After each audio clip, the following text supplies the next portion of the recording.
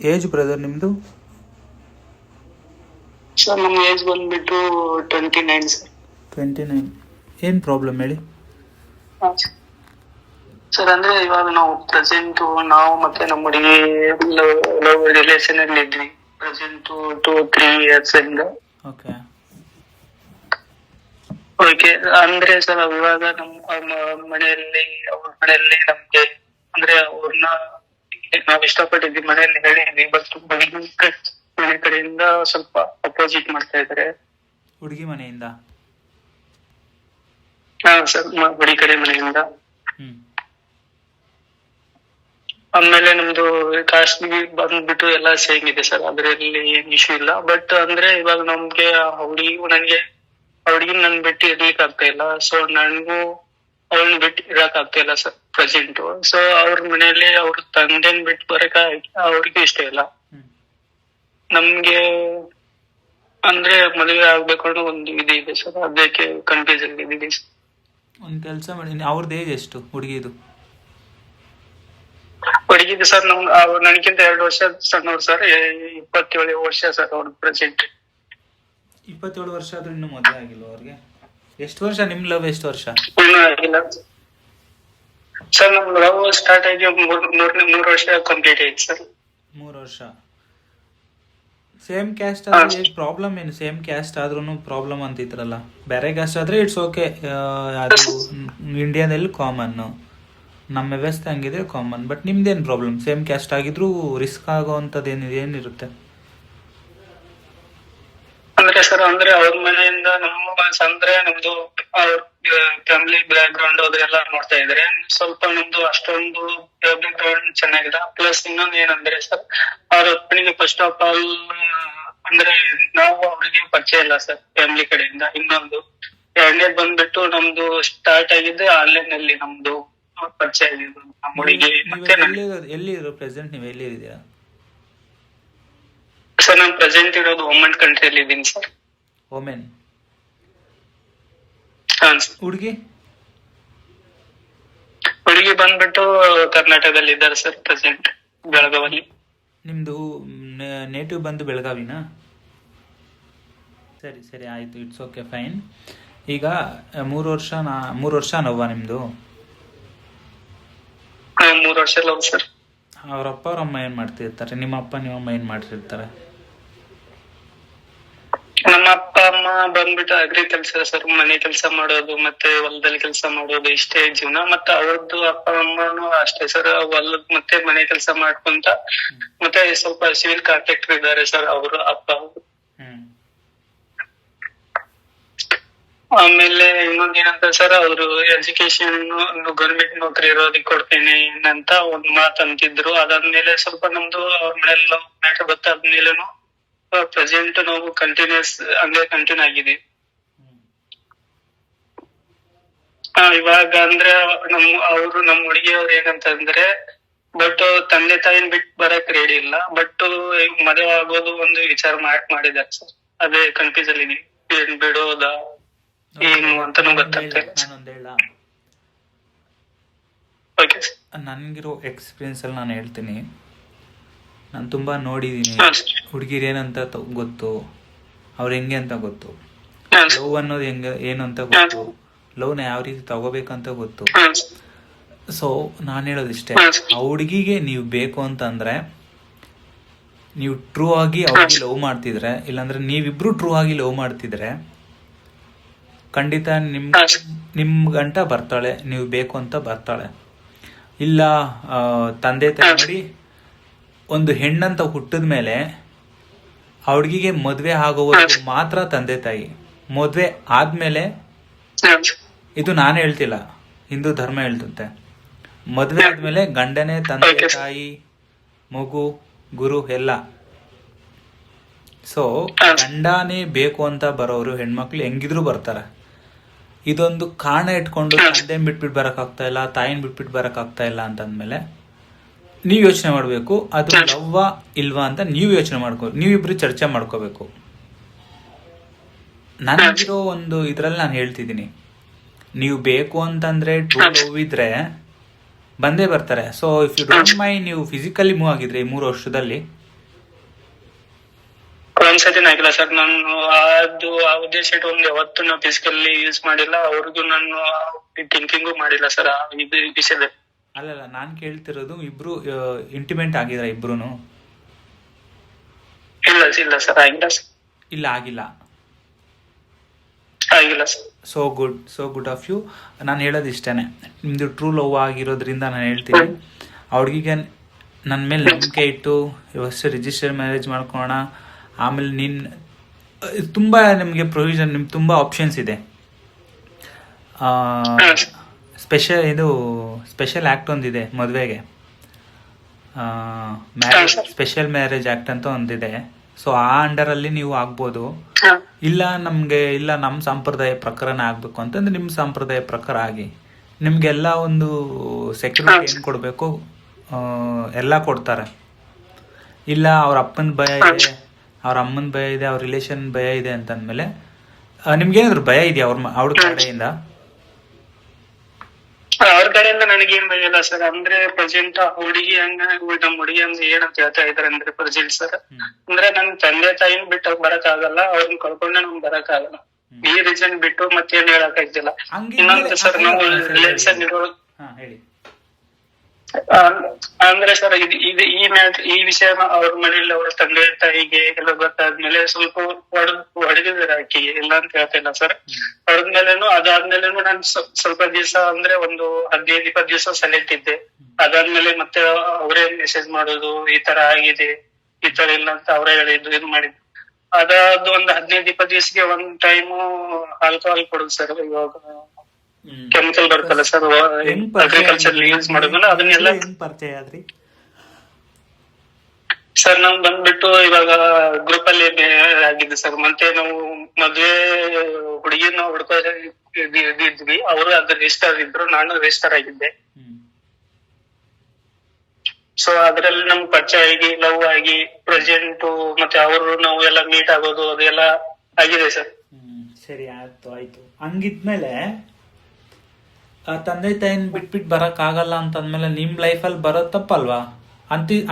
ಅಷ್ಟು ಒಂದು ಭಯ ಇದ್ಕೊಂಡು ತಂದೆ ತಾಯಿನ ಬಿಟ್ಟು ಬರಲ್ಲ ಅಂತಂದ್ಮೇಲೆ ಶಿ ವಾಂಟ್ ಟು ಡೂ ಅನ್ಮೀನ್ ಅವಳು ಸ್ಟ್ಯಾಂಡ್ ತಗೋಬೇಕಾಯ್ತು, ನಾನು ಲವ್ ಮಾಡಬಾರ್ದು ಅಂತ. ಹೌ ಕ್ಯಾನ್ ಶಿ ನಿಮ್ ಲೈಫ್ನ ನಿಮ್ ಫೀಲಿಂಗ್ಸ್ ಜೊತೆ ಆಟ ಆಡ್ತಿದ್ದಾಳೆ? ಬೇಸಿಕ್ ಕಾಮನ್ ಸೆನ್ಸ್ ಅಲ್ವಾ ಇದು?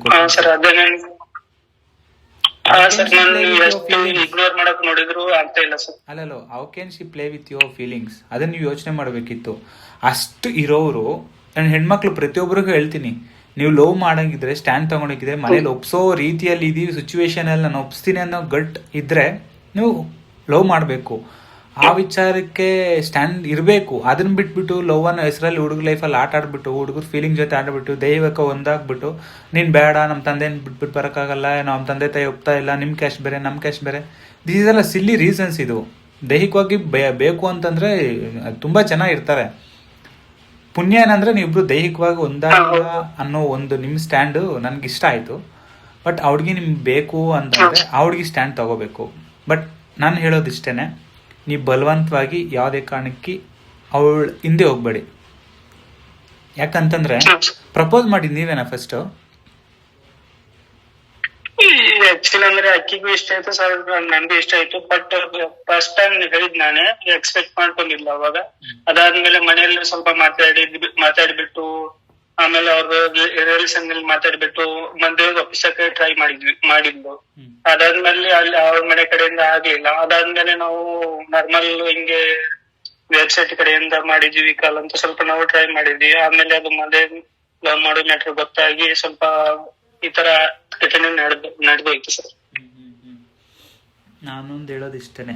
ಆಮೇಲೆ ಹೇಳಿ ಆ ಹುಡುಗಿ ಇಲ್ಲ ಸರ್, ಅವಳ ಸಂಬಂಧ ಆ ಹುಡುಗಿ ಸವಾಲವಾಗಿ ನಾನು ಅಲ್ಲಿಂದ ನಾ ಈ ನಮ್ ದೇಶ ಬಿಡಕ್ಕೆ ನನ್ ಕಾರಣ ಅಂದ್ರೆ ಇದೇ ರೀಸನ್ಗೋಸ್ಕರ ನನ್ಗೆ ತಡ್ಕೊಳಕ್ ಆಗದೆ ಇರೋದಕ್ಕೆ ಅಲ್ಲಿಂದ ಈ ಕೆಲಸ ಹುಡ್ಕೊಂಡು ಓಮನಿಗೆ ಬಂದೆ ಸರ್. ಇವಾಗಾದ್ರೂ ಅದೇ ವಿಚಾರದಲ್ಲಿ ಕಿರಿಕಾಗುತ್ತೆ. ಅಲ್ಲ, ಹುಡುಗಿಗೋಸ್ಕರ ನೀವು ಅಲ್ಲೋಗಿರೋದಾ? ಹೌದು ಸರ್. ಮತ್ತೆ ಆ ಹುಡುಗಿ ಏನ್ ಮಾಡ್ತಿದ್ದಾಳೆ ಇಲ್ಲಿ? ಅವರು ಸರ್ ಒಂದು ಸ್ಕೂಲಲ್ಲಿ ಸ್ಟಾಫ್ ನರ್ಸ್ ಕೆಲಸ ಮಾಡ್ತಾರೆ ಸರ್. ನರ್ಸ್ ಆಗಿನಾ? ನರ್ಸ್ ಆಗಿ ಸರ್. ಇವಾಗ ಬೇಡ ಅನ್ನೋದಕ್ಕೆ ರೀಸನ್ ಏನಾದ್ರು ಕೇಳಿದ್ರಾ? ಕೂತ್ ಮಾತಾಡಿದ್ರಾ ಇಬ್ರು? ಹಾ ಸರ್, ಸ್ವಲ್ಪ ನಾನು ಸೆಂಟಿಮೆಂಟ್ಲಿ ಸ್ವಲ್ಪ ಬ್ಲಾಕ್ ಮೇಲ್ ಮಾಡಿದಾಗ ಅವ್ರು ಹೇಳಿದ್ದು ಒಂದೇ ಮಾತಂದ್ರೆ, ನಮ್ಗೆ ದೂರ ಆಗುತ್ತೆ, ನಮ್ಗೆ ಯಾರು ಪರಿಚಯ ಇಲ್ಲ, ನಮ್ ತಂದೆ ತಾಯಿ ಈಗ ನಮ್ ದೂರ ಆಗುತ್ತೆ, ಕೊಡಕ್ ಆಗಲ್ಲ, ನಮ್ ತಂದೆ ತಾಯಿ ಒಪ್ಪಿದ್ರೆ ಮಾತ್ರ ಬರ್ತೀನಿ, ಆಮೇಲೆ ನಮ್ ತಂದೆ ತಾಯಿ ಒಪ್ಪಿಲ್ಲ ಅಂದ್ರೆ ನಾನು ಅವ್ರನ್ನ ಕಳ್ಕೊಂಡು ಬರಕ್ ಇಷ್ಟ ಇಲ್ಲ ಅಂತ ಹೇಳ್ತಾರೆ. ಸ್ವಲ್ಪ ಈಗ ಮಾತಾಡಿದ್ಮೇಲೆ ನಾವ್ ಅವಾಗ ಏನ್ ಹೇಳಿದ್ರೆ, ನಿಮ್ ಇಷ್ಟೆಲ್ಲ ಇದ್ರೆ ಮುಂಚೆ ಹೇಳ್ಬೇಕಾಗಿತ್ತು, ನನಗೆ ಯಾಕೆ ಹೇಳಿಲ್ಲ ನೀನು, ನಾವ್ ಇವಾಗ ಅನುಭವಿಸೋದು ಯಾಕೆ ಬೇಕಾಗಿತ್ತು ಅಂತ ಈ ತರ ಹೇಳಿದೀನಿ ಸರ್. ಅದಾದ್ಮೇಲೆ ಒಂದೆರಡು ದಿವಸ, ಅವತ್ತು ಒಂದೆರಡು ದಿವಸ ಮಾತು ಬಿಟ್ರೆ ಮತ್ತೆ ಒಂದು ಸ್ವಲ್ಪ ದಿವಸ ಆದ್ಮೇಲೆ ಮತ್ತೆ ಮಾತು ಚೇಂಜ್ ಮಾಡಿ ಮತ್ತೆ ಅದು ಕನ್ವರ್ಟ್ ಮಾಡಿ ಮತ್ತೆ ರೆಗ್ಯುಲರ್ ಆಗಿ ತಗೊಂಡ್ ಹೋಗ್ತಾ ಇದ್ದಾರೆ ಮುಂದೆ. ನೋಡಿ, ಅವ್ರಿಗೆ ಇಷ್ಟ ಇಲ್ಲ ಅಂತಂದ್ರೆ ಬಿಟ್ಬಿಡಿ. ಹಾ ಸರ್. ನೀವು ಫೋರ್ಸ್ ಆಗಿ ಮದುವೆ ಮಾಡ್ಕೊಂಡ್ರು ಬ್ಲೇಮ್ ಮಾಡೋದು ನಿಮ್ಮನ್ನೇ. ತಂದೆ ತಾಯಿನ ಕಳ್ಕೊಂಡೆ, ನಿನ್ನಿಂದ ನಂಬಿ ನಿನ್ ಬಂದೆ, ನನ್ ಮೋಸ ಹೋದೆ. No, don't want that words and all future ಅಲ್ಲಿ. ನೋಡಿ, ನಿಮ್ಗಿನ್ನ ಏನು ಏಜ್ ಆಗಿಲ್ಲ, ಸೊ ಖಂಡಿತ ಹೆಣ್ಮಕ್ಳು ಸಿಗ್ತಾರೆ, ಅವರೇ ಬೇಕು ಅಂತ ಏನಿಲ್ಲ. ಲೆಸ್ ಪಾಯಿಂಟ್ ಏನಂದ್ರೆ ನೀವು ಫಿಸಿಕಲಿ ಮೂವ್ ಆಗಿಲ್ವಲ್ಲ. ಫಿಸಿಕಲಿ ಮೂವ್ ಆಗಿದ್ರೆ ದಟ್ ಈಸ್ ಯಾವ ಸ್ಟ್ಯಾಂಡ್ ತಗೋಬೋದಾಗಿತ್ತು. ಅದು ಒಳ್ಳೆ ಕೆಲಸ ಮಾಡಿದ್ರ ನೀವು. ಸರ್, ಆಕ್ಚುಲಿ ಇನ್ನೊಂದ್ ಏನಂದ್ರೆ ಸರ್, ನನ್ಗೆ ಮದುವೆ ಆಗುವವರೆಗೂ ಇಂಟೆನ್ಸ್ ಯಾವ ಫೀಲಿಂಗ್ಸ್ ಇರ್ಲಿಲ್ಲ ಆಕ್ಚುಲಿ ಹೇಳ್ಬೇಕಂದ್ರೆ ಸರ್. ಹಂಗಾಗಿಬಿಟ್ಟು ನಮ್ದು ಯಾವ್ದೇ ಇರ್ಲಿ, ನಮ್ಗೆ ಒಂದು ಹೆಣ್ಣನ ಆತರ ಭಾವನೆ ಮದುವೆ ಆಗೋಕ್ಕಿಂತ ಮುಂಚೆ ನೋಡಕ್ ನನಗೆ ಆಗಲ್ಲ ಕೇಸ್. ಹಿಂಗಾಗಿಬಿಟ್ಟು ಡೋಂಟ್ ವರಿ ಬ್ರದರ್, ಆ ಹುಡ್ಗಿಗೆ ಇನ್ನೊಂದ್ಸಲ ಕೂತ್ ಮಾತಾಡಿ. ಇಲ್ಲ ನನಗೆ ಬರೋಕ್ಕಾಗಲ್ಲ ಅಪ್ಪ ಅಮ್ಮನ ಅಂತ ಅಂದರೆ, ಯು ಶುಡ್ ಅವಳನ್ನ ಕಂಪ್ಲೀಟ್ಲಾಗಿ ನಿಮ್ಮ ಮೈಂಡಿಂದ ಡಿಲೀಟ್ ಮಾಡಿ. ಫಸ್ಟ್ ಫೋನ್ ನಂಬರ್ ಡಿಲೀಟ್ ಮಾಡಿಬಿಡಿ. ಅಂಥವರು ಯಾವುದೇ ಕಾರಣಕ್ಕೂ ಟ್ರೂ ಲವ್ಗೆ ವ್ಯಾಲ್ಯೂ ಕೊಡಲ್ಲ. ತಂದೆ ತಾಯಿ, ಅಫ್ಕೋರ್ಸ್ ತಂದೆ ತಾಯಿ ಎತ್ತಿರ್ತಾರೆ, ಸಾಕಿರ್ತಾರೆ, ಬಟ್ ಹಂಗಂತ ತಂದೆ ತಾಯಿ ಹೆಣ್ಮಕ್ಳನ್ನ ಮನೆಯಲ್ಲಿ ಪರ್ಮನೆಂಟಾಗಿ ಸಾಕಲ್ವಲ್ಲ.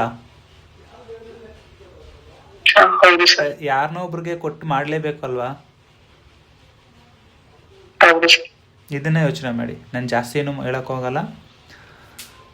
ಇಷ್ಟ ಇದೆ ಅಂತ ಒಂದೊಂದ್ಸತಿ ಕೇಳಿ ನೋಡಿ. ಇಲ್ಲ, ನನ್ನ ತಂದೆ ತಾಯಿನ ಬಿಟ್ಟು ಬರಲ್ಲ, ನಿನ್ನೇನಾದರೂ ಮಾಡ್ಕೋ, ನಾನು ಅವ್ರನ್ನ ವಿರುದ್ಧವಾಗಿ ಹೋಗಲ್ಲ ಅಂತಂದರೆ ಜಸ್ಟ್ ಮೂವ್ ಆನ್ ಆಗಿಬಿಟ್ಟು ನಿಮ್ಮ ವರ್ಕ್, ನಿಮ್ಮ ತಂದೆ ತಾಯಿನ ನೋಡ್ಕೊಳ್ಳೋದು, ನಿಮ್ಮ ವರ್ಕ್ ಏನಿದೆಯೋ ಅದು ನೋಡಿಕೊಂಡು ಮನೆಯಲ್ಲಿ ನೋಡಿರೋದು, ಇನ್ನೊಂದು ಹುಡುಗಿ ನಿಮಗೆಲ್ಲೋ ಕಾದಿರ್ತಾಳೆ, ಅವಳನ್ನ ಮಾಡ್ಕೊಳ್ಳಿ. ಅವ್ರನ್ನ ಲವ್ ಮಾಡಿ. ಯಾರಿಗೋ ಟೈಮ್ ಕೊಟ್ಕೊಂಡು ಯಾರನ್ನೋ ಫೀಲಿಂಗ್ಸ್ ತಗೊಂಡು ಅಳೋದು, ಮತ್ತೊಂದು ಮಗದೊಂದು ಬೇಡ. ಇದೆಲ್ಲ ಅಸಹ್ಯ ಅನಿಸುತ್ತೆ. ಯಾರಿಗೋಸ್ಕರ ನಿಮಗೆ ವ್ಯಾಲ್ಯೂ ಇಲ್ಲ ಅನ್ನೋರ ಜೊತೆ ನೀವು ಅವ್ರ ಬಗ್ಗೆ ಯೋಚನೆ ಮಾಡೋದು, ಅವ್ರ ಬಗ್ಗೆ ಅಳೋದು, ಡಿಪ್ರೆಷನ್ಗೆ ಹೋಗೋದು ಯೂಸ್ಲೆಸ್ ಅಲ್ವಾ.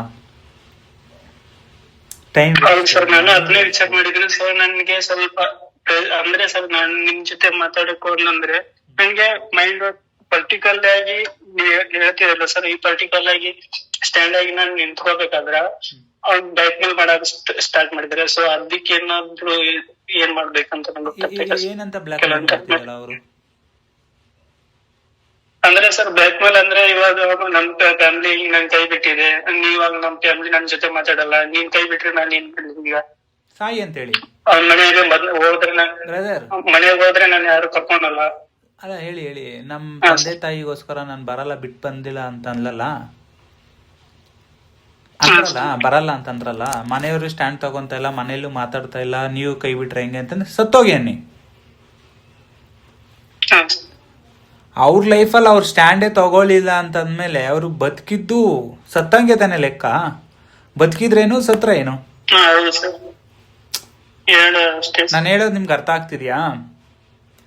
ಅವ್ರ ಲೈಫು ಅವ್ರ ಜೀವನ ಮುಂದೆ ಹೆಂಗಿರ್ಬೇಕು, ಯಾರು ಮದುವೆ ಆದ್ರೆ ನಾನು ಫ್ಯೂಚರಲ್ಲಿ ಹೆಂಗಿರ್ತೀನಿ, ಯಾರ ಜೊತೆ ಮದುವೆ ಆದ್ರೆ ಚೆನ್ನಾಗಿರ್ತೀನಿ ಅನ್ನೋ ಅವ್ರಿಗೆ ಸ್ಟ್ಯಾಂಡ್ ಇಲ್ಲ ಅಂತಂದ್ಮೇಲೆ ಅವ್ರ ಲೈಫ್ ಅವ್ರನ್ನೇ ಸ್ಟ್ಯಾಂಡ್ ತಗೊಂಡಿಲ್ಲ ಅಂದ್ರೆ ಅವ್ರು ಬದುಕಿದ್ದು ಸತ್ತಂಗೆ. ಅದಕ್ಕೆ ಹೇಳಿದ್ದು ಸತ್ತೋಗಕ್ಕೆ ಹೇಳಿ ಅಂತ.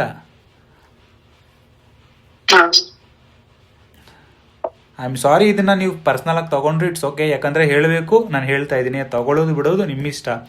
ನಿಮ್ಮ ಜೊತೆ ಬರೋಳು ನಿಮ್ಮ ಪರವಾಗಿ ಇರಬೇಕು, ನಿಮ್ಮನ್ನು ಸಪೋರ್ಟ್ ಮಾಡಬೇಕು. ನೀವು ನಿಮ್ಗೆ ಏನಾದರೂ ಕಷ್ಟ ಇದ್ರೆ ಅದರಲ್ಲಿ ಅರ್ಧ ಅವಳು ಆಗಿರಬೇಕು, ಅವಳು ನಿಮ್ಮ ಪಾರ್ಟ್ನರ್ ಆಗ್ತಾಳೆ. ಅದನ್ನ ಬಿಟ್ಟು ತಂದೆ ತಾಯಿಗೋಸ್ಕರ ನಾನು ಬರ್ತಾ ಇಲ್ಲ, ಜಾತಿಗೋಸ್ಕರ ಬರ್ತಾ ಇಲ್ಲ, ಅವ್ರ ಬಿಟ್ಬಿಟ್ಟು ಬರಕ್ ಬರ್ತಾ ಇಲ್ಲ ಅಂತಂದ್ಮೇಲೆ ಅದು ಲವ್ ಅಲ್ಲ, ತೆವಲು ಅಂತಾರ.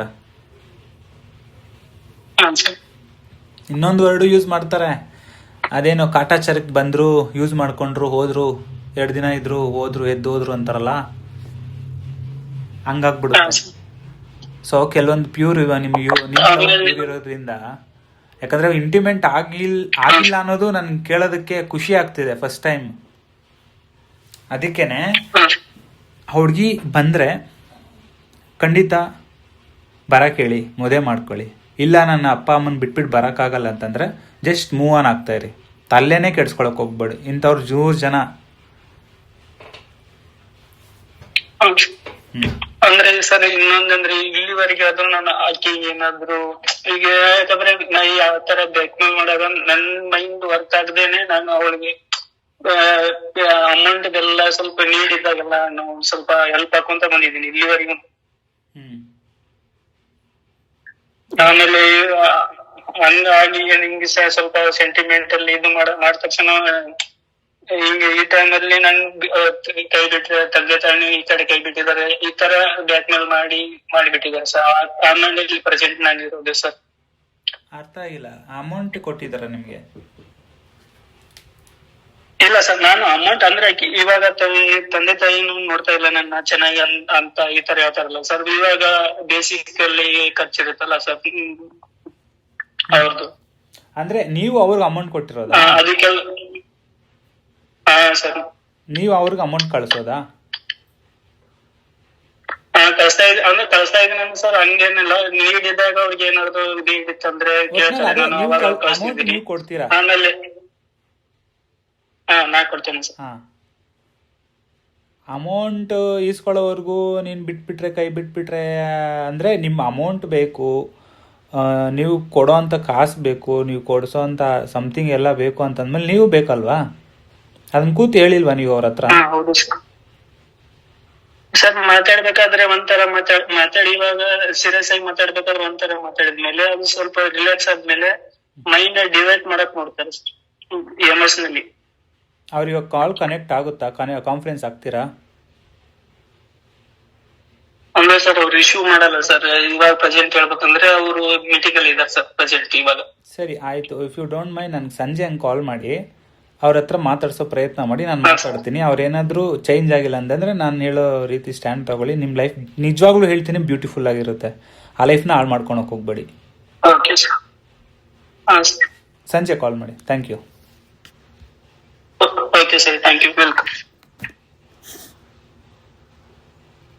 ನಾನು ಎಲ್ಲರಿಗೂ ಹೇಳೋದಿಷ್ಟೇ, ಟ್ರೂ ಆಗಿ ಲವ್ ಮಾಡಿದ್ರೆ ಟ್ರೂ ಆಗಿ ಲವ್ ಮಾಡಿ.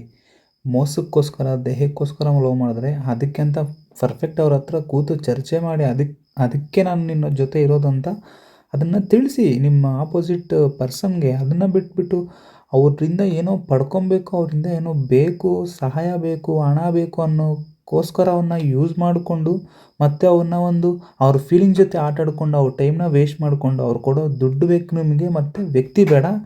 ಆವಾಗ ನಿಮಗೆ ನೆನಪಾಗುತ್ತೆ ಅವ್ನು ಮದುವೆ ಮಾಡ್ಕೊಳ್ಳೋಣ ಬಾ ಅಂತಂದಾಗ ನೆನಪಾಗುತ್ತೆ ಹುಡುಗಿರಿಗೆ ಅಪ್ಪ ಇಂಪಾರ್ಟೆಂಟು, ಅಮ್ಮ ಇಂಪಾರ್ಟೆಂಟು. What is this? ಏನಾಗ್ತಿದೆ ಈ ಜನ್ರೇಷನ್ಗೆ ನನಗೆ ಅರ್ಥನೇ ಆಗ್ತಿಲ್ಲ. ಒಬ್ಬೊಬ್ಬರು ಒಂದೊಂದು ಥರ ಆಡ್ತಿದ್ರ. ಬಟ್ ನಾನು ಹೇಳೋದಿಷ್ಟೇ, ನೋಡಿ, ಒಬ್ಬ ವ್ಯಕ್ತಿನ ಟ್ರೂ ಆಗಿ ಲವ್ ಮಾಡ್ತಿದ್ದೀನಿ, ಟ್ರೂ ಆಗಿ ನಾನು ನಿನ್ನ ಜೊತೆ ಇರ್ತೀನಿ ಅನ್ನೋ ಸ್ಟ್ಯಾಂಡ್ ತೊಗೊಂಡು ಲವ್ ಮಾಡಿ. ನಿಮ್ಮ ತಂದೆ ತಾಯಿ ಒಪ್ಸೋ ಕೆಪಾಸಿಟಿ ಇದ್ದರೆ ಲವ್ ಮಾಡಿ. ಅದನ್ನು ಬಿಟ್ಬಿಟ್ಟು ಹುಡುಗರ ಲೈಫಲ್ಲಿ ಹಾಳು ಮಾಡೋಕ್ಕೆ ಹುಡುಗಿರು ಬರೋಕ್ಕೆ ಹೋಗ್ಬೇಡಿ. ಆ್ಯಂಡ್ ಇದನ್ನು ನೋಡಿ ಕೆಲವೊಬ್ಬರು ಕಾಮೆಂಟ್ ಹಾಕ್ತೀರಾ, ಅಂಥವ್ರು ನನಗೆ ಇನ್ಬಾಕ್ಸಲ್ಲಿ DM ಮಾಡಿ. ನಾನು ಖಂಡಿತ ನಿಮ್ಮ ಒಂದು ಪ್ರಶ್ನೆಗೆ ಖಂಡಿತ ನಾನು ಉತ್ತರ ಕೊಡೋವಂಥ ಪ್ರಯತ್ನ ನಾನು ಮಾಡ್ತೀನಿ. ಬಟ್ ಇನ್ನೊಂದು ಹೇಳ್ತೀನಿ, ಯಾರು ಅಷ್ಟೇ ಹುಡುಗಿರು ಮೋಸ ಮಾಡೋಕ್ಕೆ ಹೋಗ್ಬೇಡಿ. Thank you.